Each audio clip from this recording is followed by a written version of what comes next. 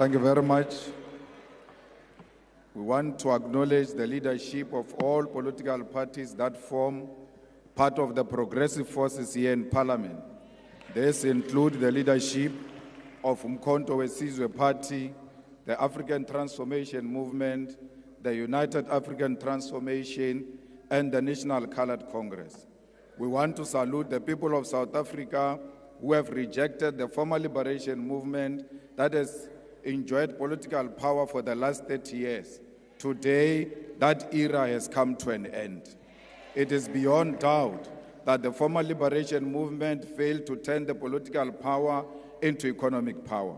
As our forefathers in the liberation struggle in the African continent said, political power without economic power is meaningless. Mr. President, you indeed spoke like a badly wounded buffalo yesterday. You spoke like a given-up soul. Nothing inspirational came from that tired speech yesterday. You didn't speak like a person who declined electoral support with 17% to less than 50%. How on earth do you repeat a SONA speech that made you lose elections? You were saying to South Africans yesterday, in no so many ways, that you learned nothing out of these historic elections to an extent that you want to continue business as usual. We grew up being told that some of you were collaborators, but we gave you some benefits of the doubt. It was said in this house that you personally wrote a letter to the apartheid police accusing your fellow comrades of planting communist ideas in your head, and we refused to believe that story at that time. It now makes sense that despite the apartheid regime being so oppressive against all freedom fighters, you peacefully and uninterruptedly attended university and you were given your first job by the ambassadors of apartheid, capitalism, and colonialism. Without a hassle, you bought yourself a first car and a house with the assistance of the Urban Foundation, which was anchored by the Ruperts and the Oppenheimers, while your comrades were sleeping under trees in exile and languishing in jails. We asked ourselves as to how did you form a union of mine workers without being a mine worker? Can't you know? You were the conveyor belt between the workers and the super exploitative mining capitalists in South Africa after the Oppenheimers and Anglo-American had concluded that the mine workers must be organized. Our elders in the struggle have made allegations before in this house that throughout the struggle against apartheid, you were insulated from any form of arrest and harassment by the apartheid system. Towards the end of apartheid, you shockingly placed yourself at the center of the negotiation for the end of apartheid. No one knows how you arrived to be at the center of the negotiations of our liberation. It now explains as to why so many compromises and capitulations were made, leading to a situation where economic power remained in the hands of the white minority. Malema, can you take a seat? There's an order by the Deputy Chief Whip.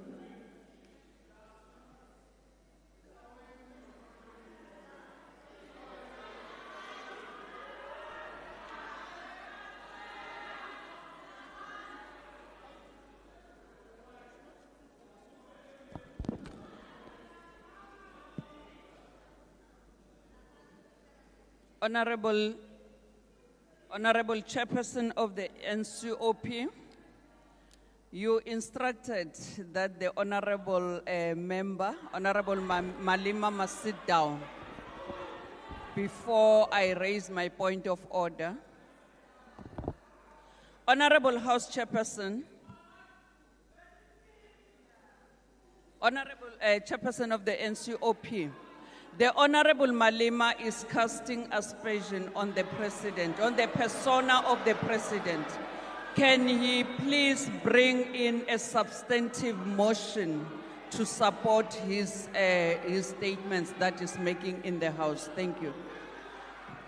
Thank you very much, Honorable Chief Whip. the order is sustained. Rules does make provision that if the member imputes improper motive against another member, you may do that by way of a motion, and therefore that has to be substantiated. And therefore, Honorable Malema, can you then proceed with your speech? I see there's another point of order that's been raised on the DA. Withdraw what? Thank you, Madam House Chair. Madam House Chair, I rise on a point of order in terms of Rule 92.10, which indicates that when a point of order is raised during the debate, the member called to order must resume his or her seat, and after the point of order has been stated, the presiding officer by the member raising it, the member raising the point of order must likewise immediately resume his or her seat when she has concluded his or her submission. Madam House Chairperson, can I just get clarity on the fact when the Deputy Chief Whip of the ANC raised the point of order, the member at the podium remains.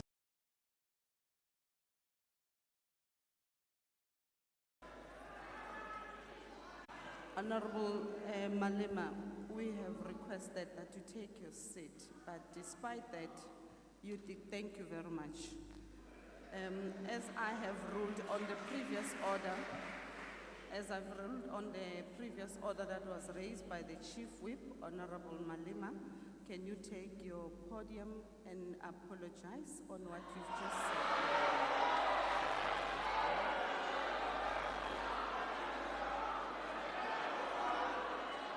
The order of I must apologize for not sitting down. Can you take your seat, Honorable Malema? The order was raised with regards to casting aspersions on the President. Can I be allowed time, Honorable members? I will then allow you space. Order, Honorable members.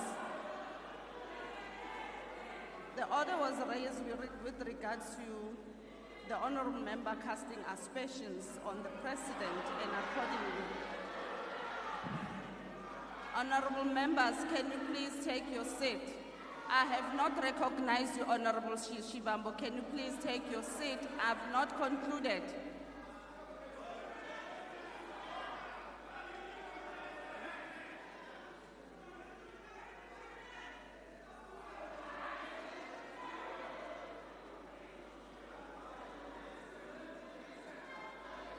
Honorable member, can you allow me please to conclude? Honorable Malema, you can take the podium, but please, can you please withdraw, or rather not repeat what you have said earlier on as you proceed with your speech? Honorable members, please, can you? Honorable members,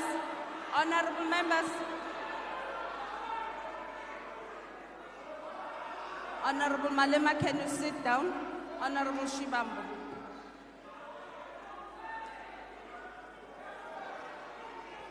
On a point of order, House Chair, we are going to forgive you because we are new. You don't know the rules of this Parliament.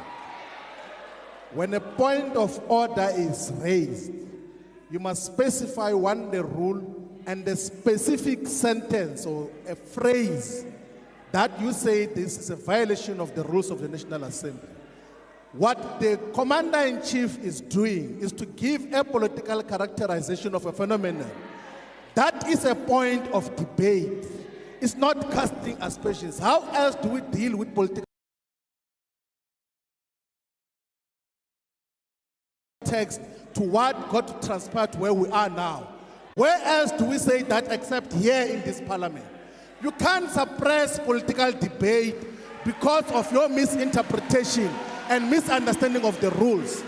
Please allow the speech to finish. And then when we later on go to Rules Committee, we're going to illustrate to you with proper evidence when we're inducting you that the rules do not say what you are saying that you must withdraw. Please be patient with this process. We are going to understand them when time progresses. Currently, your application is incorrect.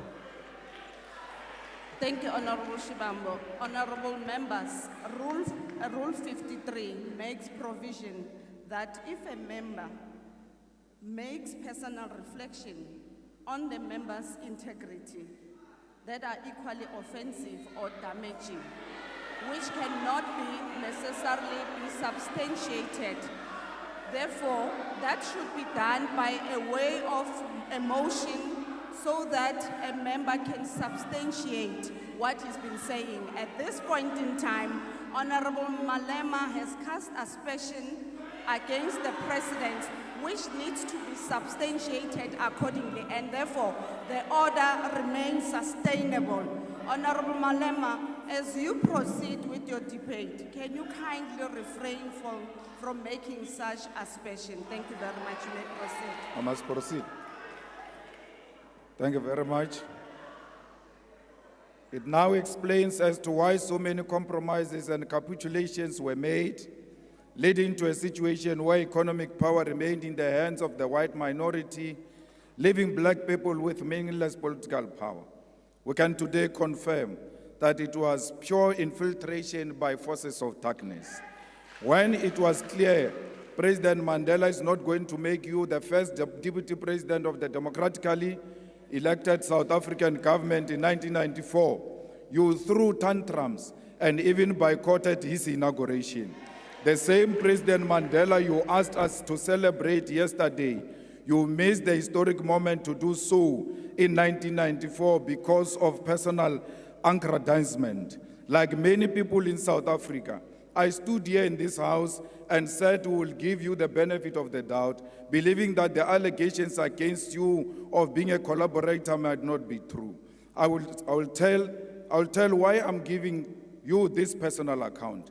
It is necessitated by your activities, actions, and decisions over the past weeks since the electoral defeat of the former liberation movement, which demonstrated clearly that in the battle against neo-apartheid and neo-colonialism, you chose the side of the oppressor like you did in the past, yet pretending to be with us, the oppressed people. Why will the apartheid beneficiaries say that among all black political leaders, you are the only one they can work with to an extent that you are called a better black with a better accent, and you believe them over us? They call us criminals who must be arrested, whether we have committed any crime or not, because we disagree with them politically, and you believe them over us. Your own brothers and sisters who come from Shawela and Venda with you are today looked down because of you. You have committed to be a representative of the oppressor. The white capitalist establishment is willing to turn a blind eye to even serious allegations of wrongdoing against you because through you, they believe that they will perpetuate the exploitation of the oppressed class and reverse the gains of the political freedom attained in 1994. It doesn't matter what you say, but we want to state categorically that the coalition between the Democratic Alliance and the former liberation movement is a sellout position typical of collaborators who sacrifice and compromise the struggle against apartheid and colonialism. White minority arrogance has increased under your term of office.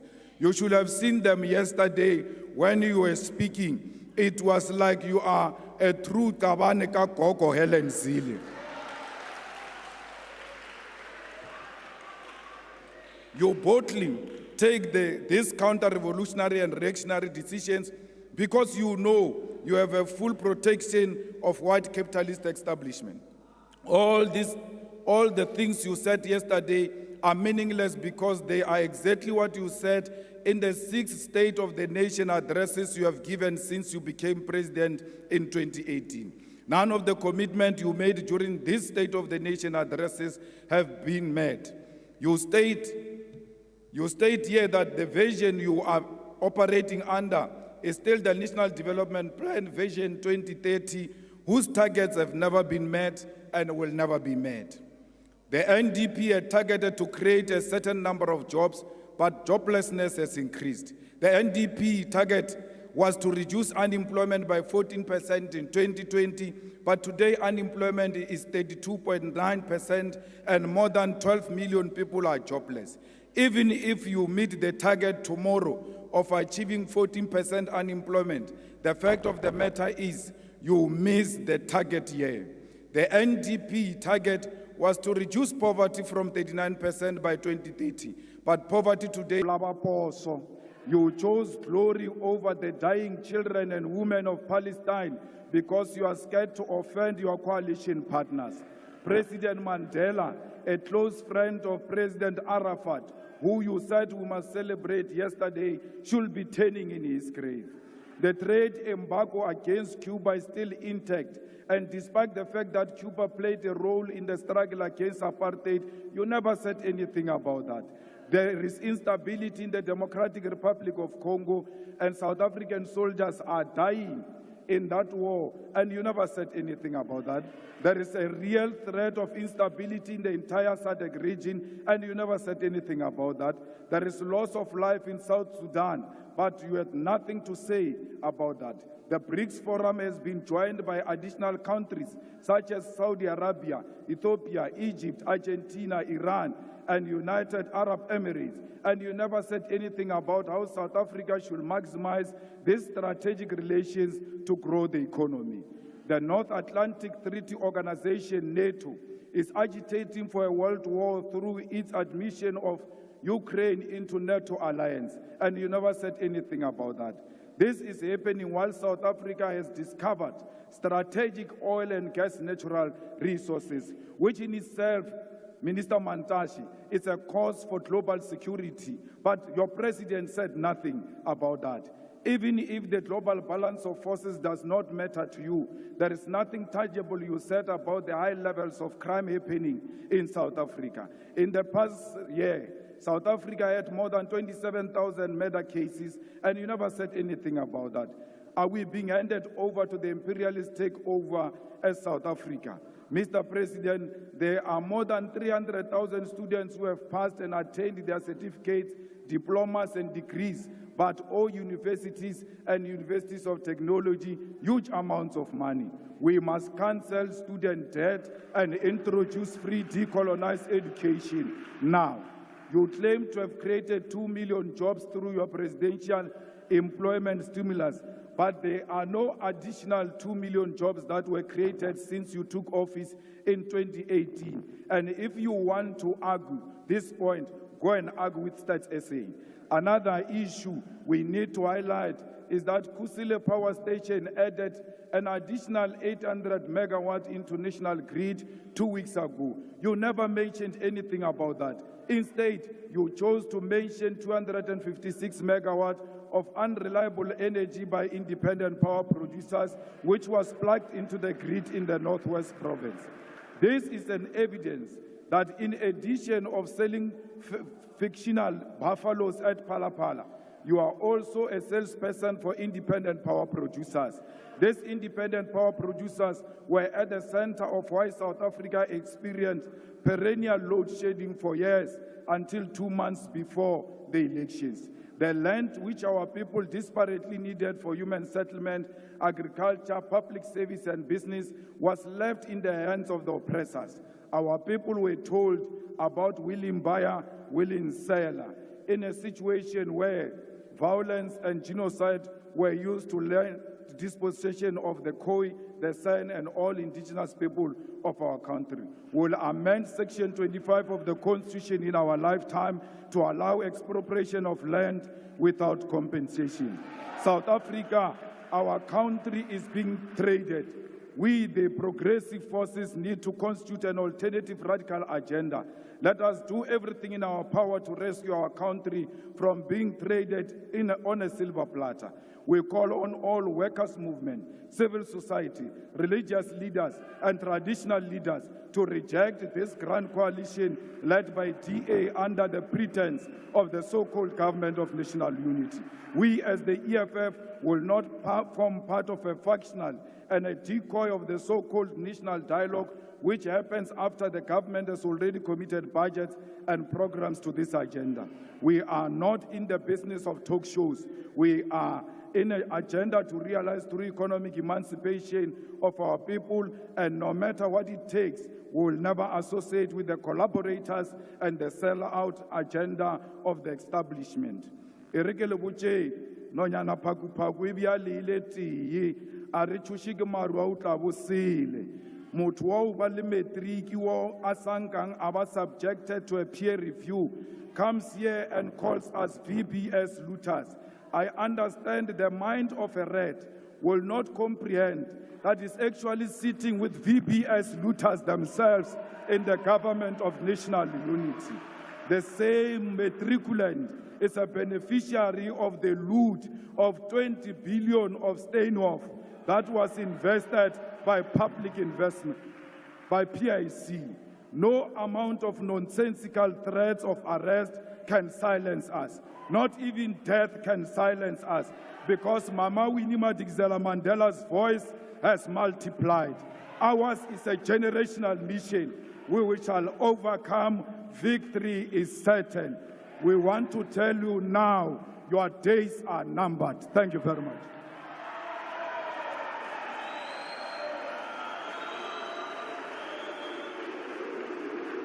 Order, honorable members.